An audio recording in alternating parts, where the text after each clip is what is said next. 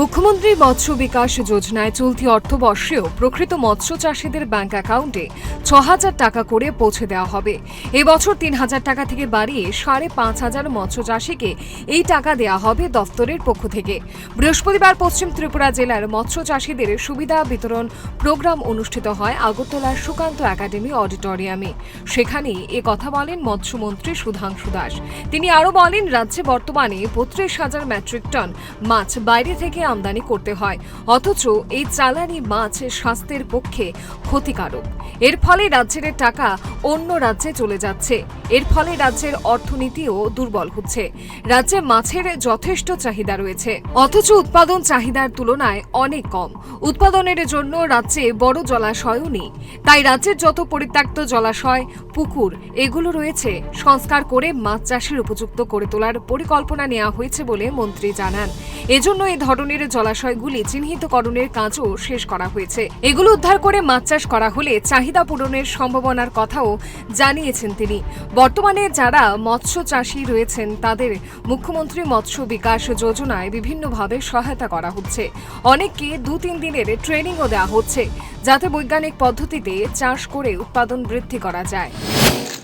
এর বাইরে মুখ্যমন্ত্রী মৎস্য বিকাশ যোজনা, এই যোজনার অন্তর্গত আমাদের রাজ্যের যারা মাছ চাষি আছে তাদেরকে থ্রুআউট দ্য ইয়ার, অর্থাৎ বছরের প্রত্যেক সময় পুকুর নির্মাণের জন্য তাদেরকে সহায়তা করা, পুকুর মেনটেন্যান্সের জন্য সহায়তা করা, মাছের পোনা প্রদান করা, মাছের খাদ্য প্রদান করা, 2 দিনের বা 3 দিনের ট্রেনিং দেওয়া, যাতে কিভাবে বৈজ্ঞানিক পদ্ধতিতে বেশি বেশি মাছ চাষ করা যায় তার জন্য তাদেরকে ট্রেনিং দেওয়া, ব্রেইনস্টর্মিং প্রোগ্রাম করা, কৃষকদের যে জলাশয় আছে তার সয়েল টেস্ট করা, জলের টেস্ট করা যে এটা বিজ্ঞানসম্মত কিনা, এই জলে সঠিক মাছ উৎপাদন হবে কিনা না।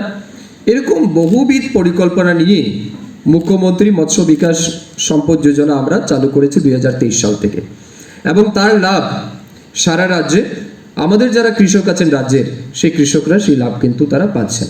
আজকে এখানে যারা আছেন আপনাদের মধ্যে অনেকেই সেই সুবিধা পাবেন।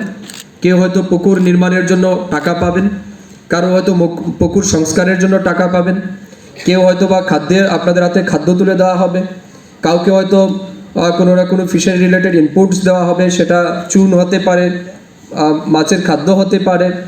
এরকম বিভিন্ন জিনিস আমরা কিন্তু ফিশারি ডিপার্টমেন্টের মাধ্যমে মাছ চাষিদেরকে প্রদান করছি। তো এটা হচ্ছে আমাদের স্টেটের প্রোগ্রাম। এর বাইরে বিভিন্ন সাব ডিভিশন লেভেলে, ব্লক লেভেলে যারা গ্রামীণ চাষি আছেন, মাছ চাষি আছেন, তাদেরকে 1 দিনের 2 দিনের আমরা ট্রেনিং করাচ্ছি, যাতে তারা বিজ্ঞানসম্মতভাবে মাছ চাষ করার সব রকমের সুবিধা আমাদের ডিপার্টমেন্ট তাদেরকে পৌঁছে দেয়। তো এটা গেল মুখ্যমন্ত্রী মৎস্য সম্পদ বিকাশ যোজনা। 2000 সালের দিকে তৎকালীন মুখ্যমন্ত্রী মানিক সরকার অন্যান্য অনেক কিছুর সঙ্গে মৎস্য উৎপাদনে ত্রিপুরাকে স্বয়ম্ভর করার জন্য 10 শালা পরিকল্পনা আমদানি করেছিলেন। 10 বছরের মাথায় যখন দেখলেন তার সেই গর্বের পরিকল্পনা অষ্টরম্ভা, এরপর 1-2 বছর করে সময় বাড়াতে থাকেন। 2-3 বছরের মধ্যে সেসব পরিকল্পনা গোত্তা খেয়ে পড়ে অন্ধকারে হারিয়ে যায়। স্বয়ম্ভর হয়ে ওঠা আর হলো না। এরপর এ নিয়ে তিনি গাল গল্প বন্ধ করে দিয়ে মাঠে ময়দানে কেন্দ্র দেয় না কীর্তনে মজে যান, যা এখন ইতিহাস। সময় পাল্টেছে, শাসক পাল্টেছে। এখন নতুন উদ্দীপনা, প্রতিজ্ঞা এবং প্রতিশ্রুতি নিয়ে এসেছে নতুন মন্ত্রী। তিনি নতুন স্বপ্ন ফেরি করছেন।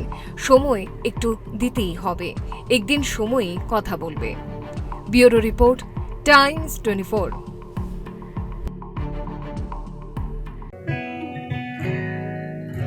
জুড়ে থাকে বাঁধন আপনার চেয়েও আপন, জুড়ে থাকে বাঁধন আপনার চেয়েও আপন।